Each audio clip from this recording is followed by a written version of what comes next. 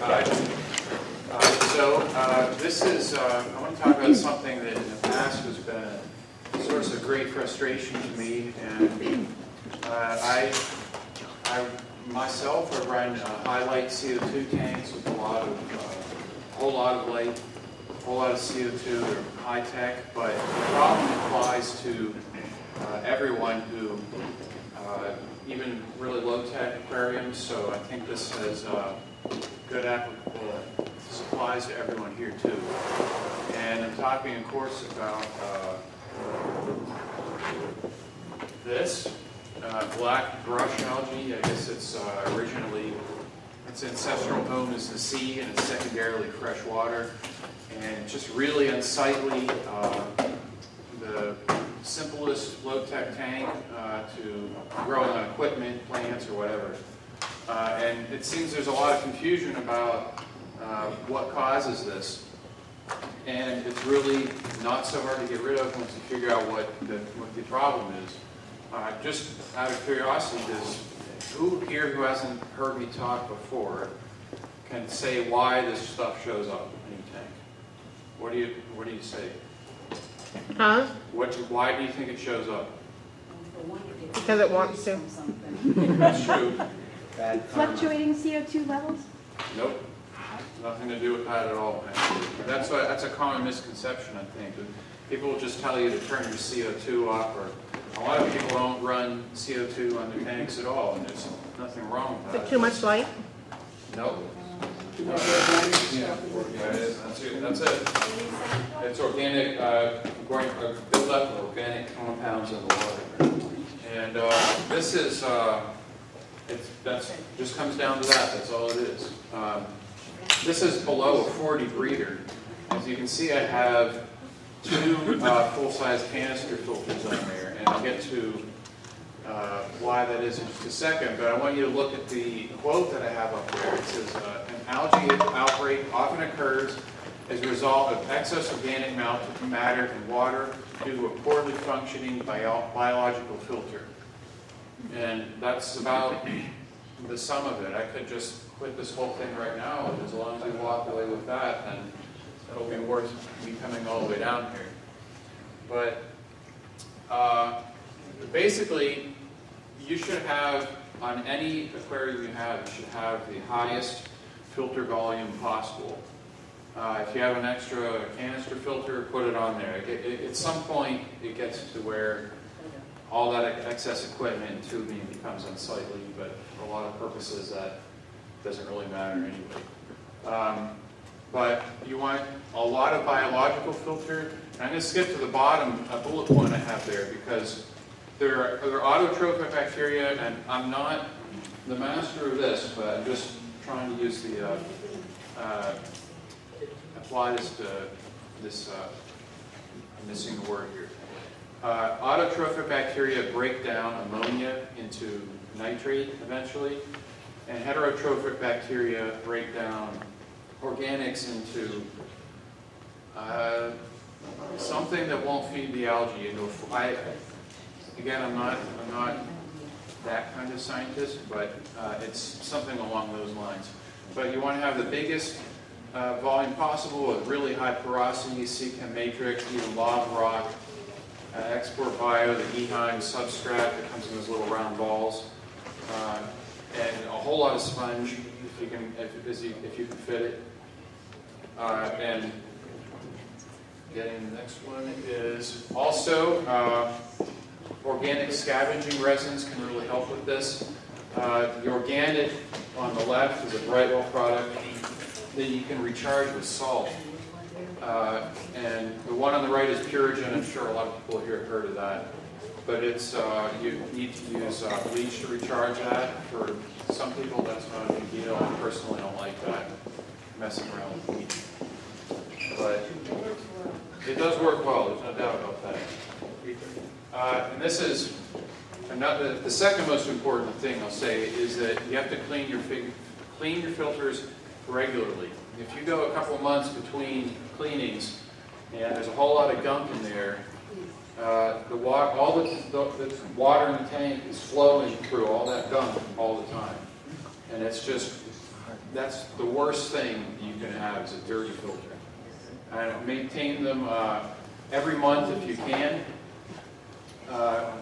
And it's, when you can, clean the substrate. If there's areas of lower flow, you can siphon it out of the corners, do a little bit of gravel vacuum. Of course, if you have a nutrient-rich substrate or something like that underneath, you can't go too deep. But just keep it clean. Eventually, maybe in some tanks, there's just a point where it just gets so old that you need to start over. But dirty, scummy filters are the worst that you can have. And we had a thread on Aquatic Plant Central where we had, I don't have a pointer here, do we have a pointer? No, it doesn't matter. We have a thread on Aquatic Plant Central where it grew out of a thread I had made about keeping my tank clean. And it turns out we have a guy who's in the Pittsburgh Plant Club who has access to some fairly sophisticated analyzing equipment in his job. And we had people send him water samples. And they'd say, what size tank it is, and if there's black brush algae in here or not. And you can see the column on the right will say if there's black brush algae or not. And the third column from the right, this means total organic carbon, which is more or less a, breaking that down further is not something that we could do with the equipment we had, but you can kind of see the pattern here. See the column where it's highlighted mostly in orange. The numbers where you see it's right around 5 parts per million, I think. If you get the, see this one with a lot of black brush algae, it's 12.9, 10.6. And there's only one where it says 5.1, and there's a lot of black brush in it. But you can see when we talked about in the thread, well, what are your practices when you're running a tank, how often you're doing water changes. And you can figure out, if you look at this number, if this guy's got black brush algae, she doesn't, or something like that. And it's very easy to tell just by looking at this. And incidentally, this is just an aside here, but you can see the guy, the copper, the third column on the left. See that really high copper level, the 0.26? That guy, I think, was using that CSM plus B, and he had trouble with invertebrates in that thing. I'm not saying that's always the case. Maybe he's just adding a lot, but it's, to me, I like the CCAM products for that reason, because I know they don't have too much. But that's just an aside. It's a really interesting thread. It's under the algae forum. I put a sticky did. And organic sources, of course, this is probably not news to most of you. Dirty substrate and filter media, high fish load, excessive feeding, especially dead leaves of plants. If you have a whole bunch of them stuck on your strainer, they're just rotting and releasing everything you put their compounds into the water. Now, this is different from if you're fertilizing with potassium nitrate or even some like a flourish nitrogen or KNO3 or something like that. That's different. That has very little, if anything, to do with black brush algae. You can just dump that stuff in all day. If it's an inorganic source, it won't matter. And exactly what organics, it's hard to say. I just know that what you can do to get rid of it. And also, an important thing is flow. An extra power head or two, so there aren't any dead areas. Really good circulation is important. Brings CO2, weight, and nutrients to the plants. And you want some surface rippling, and I'll get to more about that in just a little bit. You don't need to blast the plants into the wall of the aquarium or make it look like a hurricane inside of there. Just some good healthy flow. And this is something that you knew, anybody who's seen me at Waka would know. The surface scum is a very bad thing. It doesn't matter if you can see what looks like an oil slick on the surface. I've actually seen that, or just kind of fractures, like sheets of ice in the Arctic. But it interferes with proper gas exchange, whether you can see it or there or not. And when you can't see it, obviously it's worse. But there's less oxygen to the filter. Plants use it at night, and the fish, of course, need it. The other thing is those heterotrophic bacteria that are so valuable for breaking down the organic compounds are heavy oxygen consumers. The more oxygen they have, the better job they're going to do, and the more they're going to be.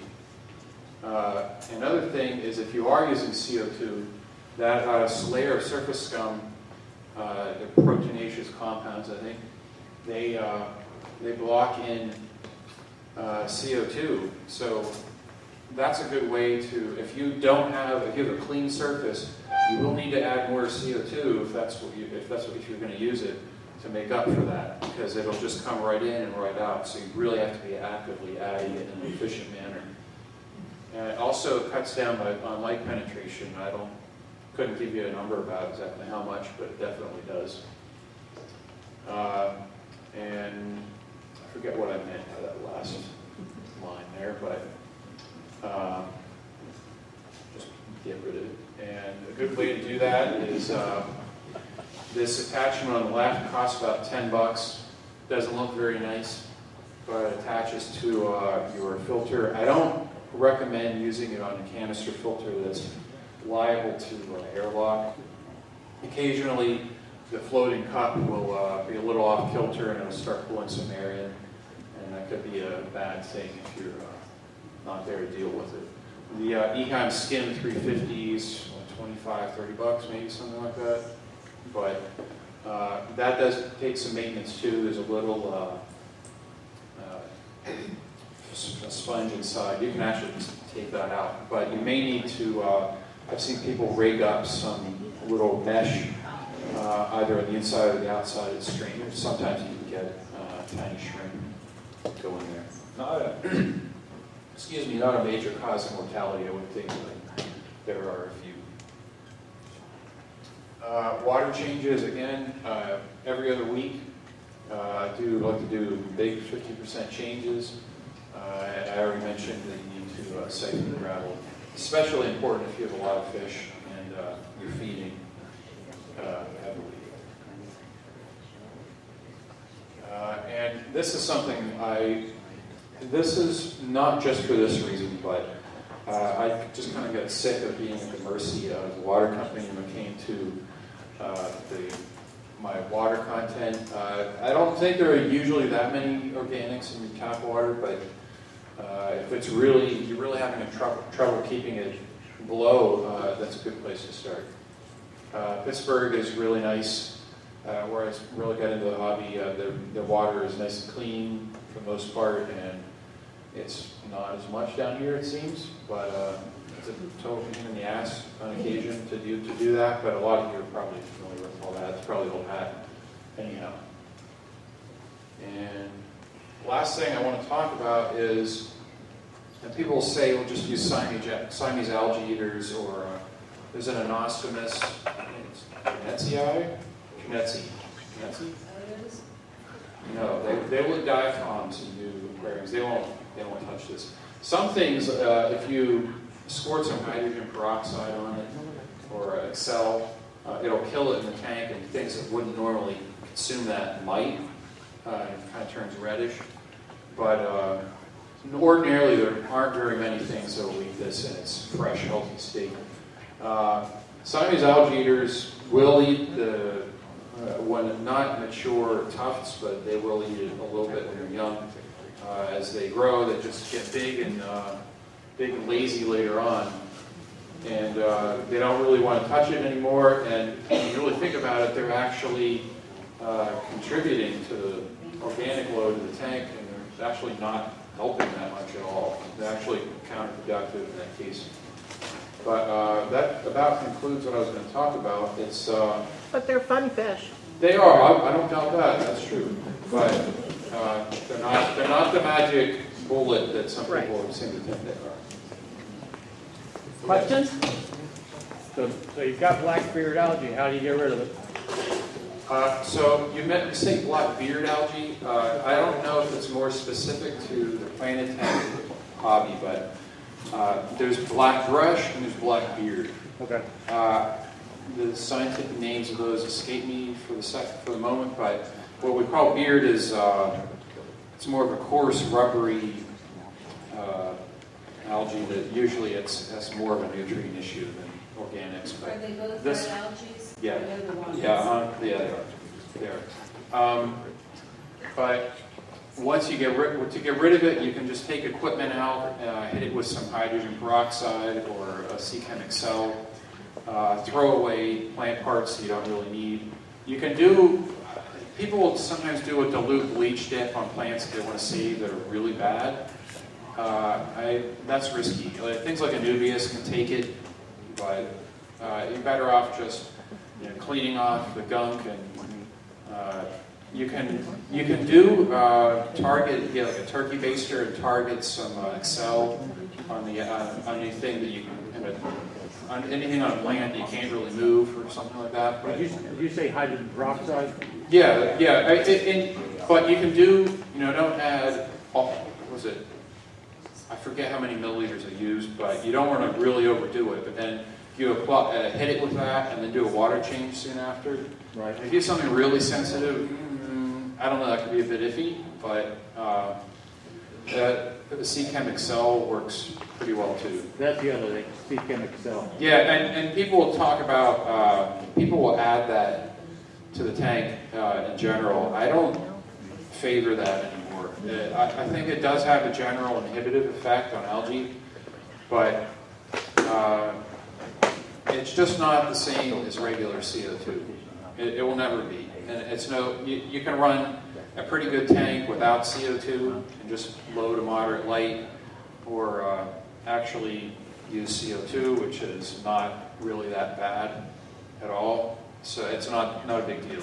It's no more of a big deal than half the live food practices or anything else that anybody here probably does. So if you had some growing on the inside of the glass, you could have a pipette with some hydrogen peroxide and spot treat it. Yeah. Basically, that wouldn't affect any of your fish or. No, I mean you could definitely overdo hydrogen peroxide, Yeah. especially if you didn't change it, but change the water after. But Yeah. it's not the end of the world. Get smart. So you could take all your living fish out of there, put them in another tank, put some hydrogen peroxide in the tank, wait a couple days, drain it all out, and the stuff would be dead. It would, but that's kind of going nuclear war on the tank. I don't. Your filter bacteria are important, and they're helping to. And you don't want to have to get them all reestablished. I don't know what that would do if you really added a lot of it to there. And something I forgot to mention sooner is when you do clean your filters out every month.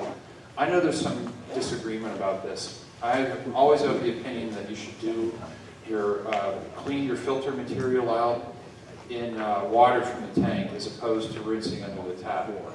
I mean, they will rebound if you do that, but it's better to it's not going to be absolutely spotless clean like it would be if you rinsed it under the tub and the faucet under the tub, but it's pretty it's safer. You're going to preserve a lot more of the bacteria and have less downtime. And if you have more than one filter, don't do all of them at once. Just kind of alternate. But that should be yes. Does UV, will UV kill it, or? You know what? It might. It might. The free floating form, of course. Of course, it's not going to affect anything that's already in there and attached. Relying on that as a means of, I don't know. That's an interesting question. It's not a substitute for proper tank practices, of course. But I think it could help down on the waterborne stuff. If you already have it in the tank, it's just, if you really get things under control, it can actually just start to die off. I've even seen situations where, if I had my tank doing really well, and I wanted to trade plants with this guy, and said, well, okay, I've got a bunch of algae all over this. You know, I don't know if I want to send you this. You're going to think, you know, poorly of the trade if it's covered in algae. And I said, I don't really care. I didn't even clean it off, just put it in there, and it was gone. You know, less than a week later, just gone. It doesn't have what it needs. It won't survive, just like anything else. Any more questions? Yes. So were you saying about changing the water, cleaning your filters in the tank water? Does it matter if you do both filters at the same time if you're using the tank water? I prefer not to, but I'd say you could probably get away with it. It's less of a big deal than if you were washing it out in the sink, for sure. And to me, it's just so much of a hassle to do that. I don't. Always do it in the tank water. If the tank's been set up for like a long established tank, it really doesn't make that big of a deal to do both filters at once, because you're also going to have a lot of biomaterial that's on the gravel and the decorations and things like that. Now, if it's like a newly set up tank, then you want to be more conservative about it. I usually do it in the tank. That's it. Thank you. Appreciate it.